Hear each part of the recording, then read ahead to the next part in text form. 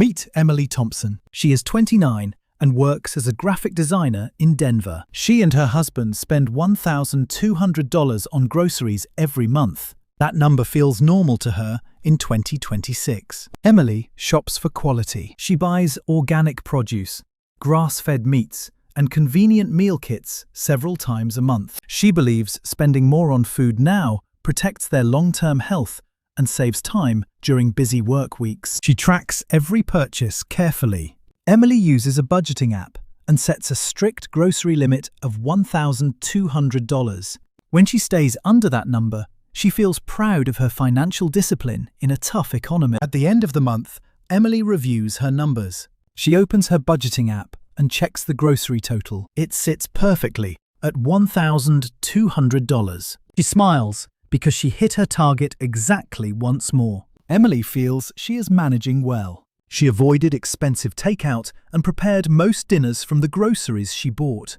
Her friends often complain about higher food costs, but she thinks her system keeps things under control. There is even a small surplus in her account this month. The bills are paid and the pantry is full. Emily closes her laptop, feeling secure about their financial situation for the time being. Just a few days ago, Emily finished another shopping trip downtown. She carried heavy bags to her car, feeling satisfied with her choices. The salmon was on sale, and she found good deals on some staples she uses often. Emily compares her habits to others. Many people she knows spend far more on dining out without a second thought. She believes her grocery planning puts her and Mark in a stronger position than most couples their age. That night they cooked a nice meal together, using ingredients from her trip. The evening felt comfortable and normal. Emily went to bed thinking their finances were in good shape, despite everything costing more these days. But here is where things get interesting. Emily's careful tracking and sense of control hide a much bigger issue. She has accepted $1,200 as an unavoidable monthly cost without questioning the real impact. What she does not see is the true cost of that grocery budget. With high rent and rising prices in 2026, almost nothing remains for savings or investments. Her relief is based on incomplete math. Emily has measured her success by the wrong numbers. She only checked if she stayed under the grocery limit and missed how that high amount hurt their chance to build wealth. Here's the problem. Their math was completely wrong. Emily's situation is not unique at all. Right now, hundreds of thousands of young professionals across the country follow the same pattern every single month. They track their spending, yet still see grocery totals near $1,200. These are not people who are careless with money. They use budgeting apps, avoid restaurants, and try to cook at home regularly. Yet the monthly grocery number has become a fixed part of their financial reality in 2026. The problem has grown far beyond any single household. What started as higher prices during recent years has turned into a new normal that no one is questioning anymore. This collective acceptance is where the real damage happens. A March 2026 report revealed something alarming. The average savings rate for adults aged 25 to 34 has fallen to just 3.9%. This is the lowest level seen in over 10 years. At the same time, grocery spending for this age group has climbed 47% since 2022. People are spending hundreds more each month on food, while putting almost nothing toward their future. These two trends are directly connected. The math becomes brutal at scale. Millions of people in their prime earning years are locked into these high monthly food costs, with almost no margin for building financial security. This is not a personal failure. It is a widespread pattern. What we are looking at is not really about food prices alone. It is about something much more dangerous that has taken hold across an entire generation. People have started treating these high grocery numbers as permanent and unchangeable. I call this the normalization trap. It happens when a spending level that once felt high slowly becomes the new normal that no one questions anymore. Once that happens, the real cost to your future stops being visible. The trap does not announce itself with big emergencies.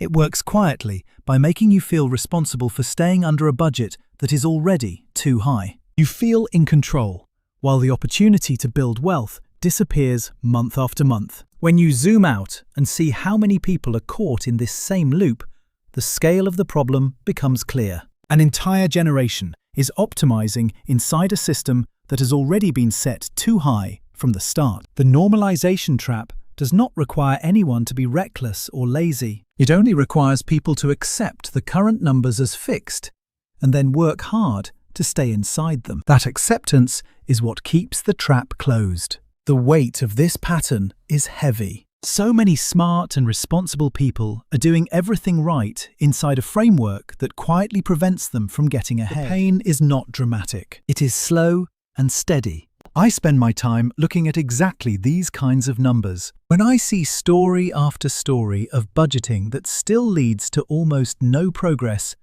I start to notice what most people miss. The issue is rarely the tracking itself. The real problem sits one layer deeper. It is the moment when a high number stops feeling high and becomes what you expect to spend. Once that shift happens, good habits cannot fix what the baseline itself destroys. That is why I am here. I want to show you the layer most finance advice never touches. We are going to look at why the number itself became normal and what that costs you every single month without you noticing. Most videos tell you to cut your grocery bill by shopping smarter. That advice is not wrong, but it misses the actual trap. The real issue is not how you spend inside the number. It is the number itself. This video takes a different approach. We are not going to focus on shopping hacks or meal planning tricks. We are going to examine why $1,200 became the number you no longer question. By the time we finish, you will understand the normalization trap at a level most people never reach. You will see exactly how this single spending category is shaping your entire financial future without you realizing it. When this video ends, you will not walk away with a list of tips. You will have one clear insight about how to look at your own numbers differently. That shift in perspective changes how you see every other financial decision. You will know exactly why $1,200 on groceries feels normal, yet keeps so many people broke. More importantly, you will know what to do with that knowledge starting today. The rest of this video will show you how. This is not about guilt or shame over your current spending. It is about clarity. Once you see the normalization trap clearly, the path forward becomes obvious in a way it never was before. That is what we are building toward together. Let me show you the math behind the normalization trap using something you already understand. Imagine you are still paying for a storage unit you rented 5 years ago. You keep the unit, even though you rarely go there anymore, because the monthly fee has simply become normal to you. Every month, you pay $180 for that storage space, without questioning it. The money leaves your account automatically. You have adapted your budget around it so completely that you no longer see it as optional spending. It just exists. Your grocery bill of $1,200 is behaving exactly like that storage unit fee. It rose over time, you got used to the higher number, and now it feels like a fixed cost you have to carry. The trap is that you stopped asking whether the unit is still worth keeping.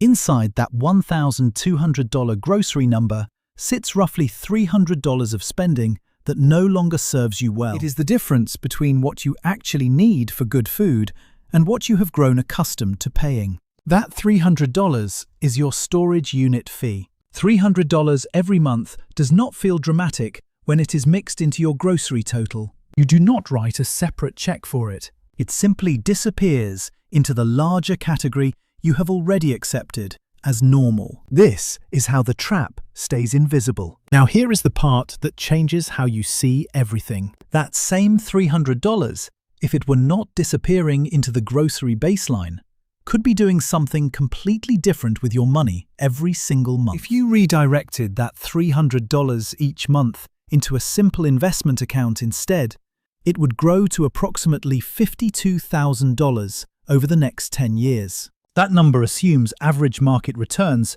and consistent monthly contributions. It is not magic. It is just math working in your favor. $52,000 is not a small amount. It is a meaningful down payment on a home in many cities. It is several years of retirement contributions. It is breathing room that most people in their 30s say they desperately want, but feel they cannot create. The $300 is not disappearing because you are buying too many snacks.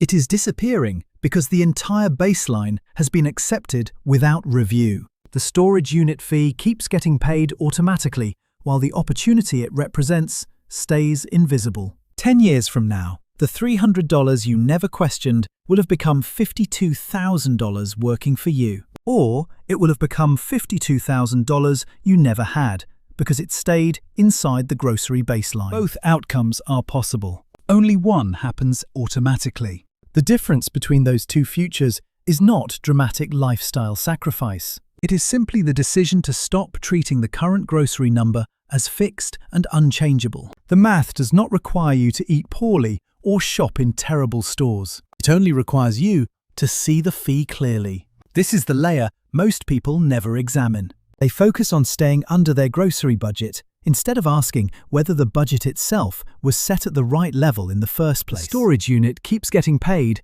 while the real cost compounds quietly in the background. The normalization trap works by hiding the real price of acceptance. You feel responsible because you are staying inside your budget. Meanwhile, the budget itself is quietly charging you a storage unit fee that compounds into tens of thousands of dollars over a decade.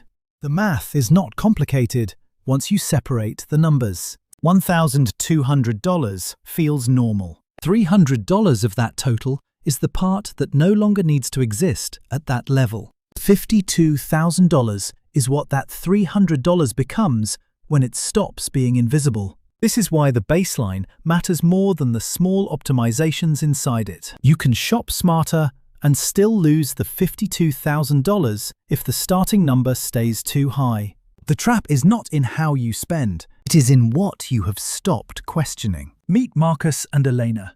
Both are 30 years old and live in Denver. Both earn about $78,000 combined. Both currently spend $1,200 every month on groceries.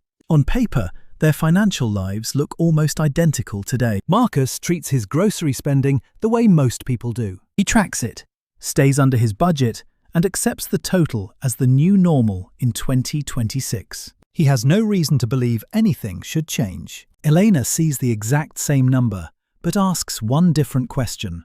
She wonders whether $1,200 still makes sense as a fixed cost, or whether part of it has simply become an unexamined storage unit fee. That single question sets their paths apart. Over the next 10 years, both Marcus and Elena will make hundreds of financial decisions. Most of those decisions will look very similar. The one difference that compounds is what they do with the hidden $300 inside their grocery baseline. Marcus continues paying the full amount without review. The $300 stays mixed into his normal monthly spending. It never gets redirected anywhere else because he never separates it from the larger total he has accepted. Elena treats that $300 as the storage unit fee we discussed. She reviews what is actually necessary for good food and redirects the difference. She does not make extreme cuts. She simply stops paying for the part of the baseline that no longer serves her. By age 40,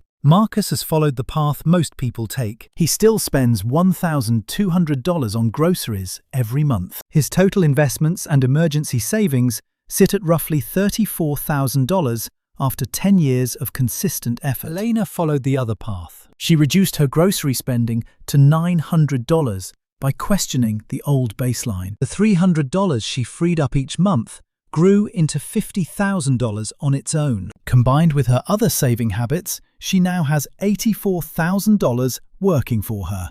The only meaningful difference between these two outcomes is that Elena stopped treating $1,200 as an unchangeable number. Marcus kept the storage unit.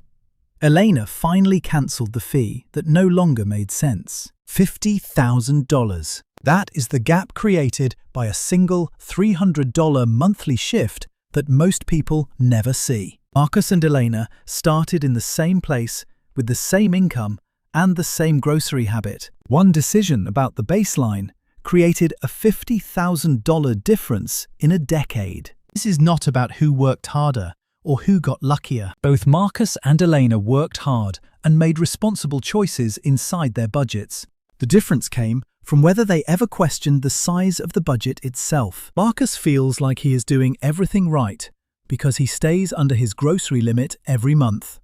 Elena feels the same clarity, but with $50,000 more freedom already built. The normalization trap does not punish people for being careless. It punishes people for never looking again. The two paths do not require different incomes or different cities. They require different relationships with the number $1,200. One path treats it as fixed. The other path treats it as a number worth examining once. Marcus will reach age 40 with $34,000 and the same grocery habit he had at 30. Elena will reach the same age with $84,000 and a grocery habit that actually fits her real needs.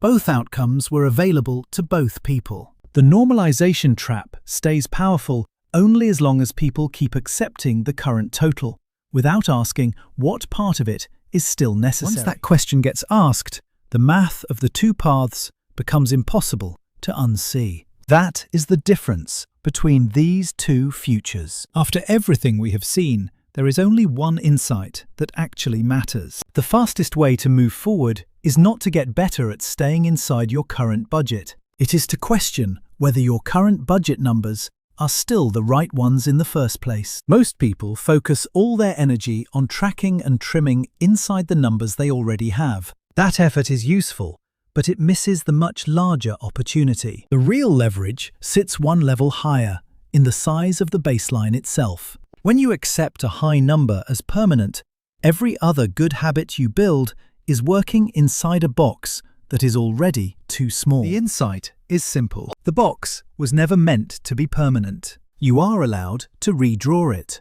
This insight matters more in 2026 than it did even 5 years ago.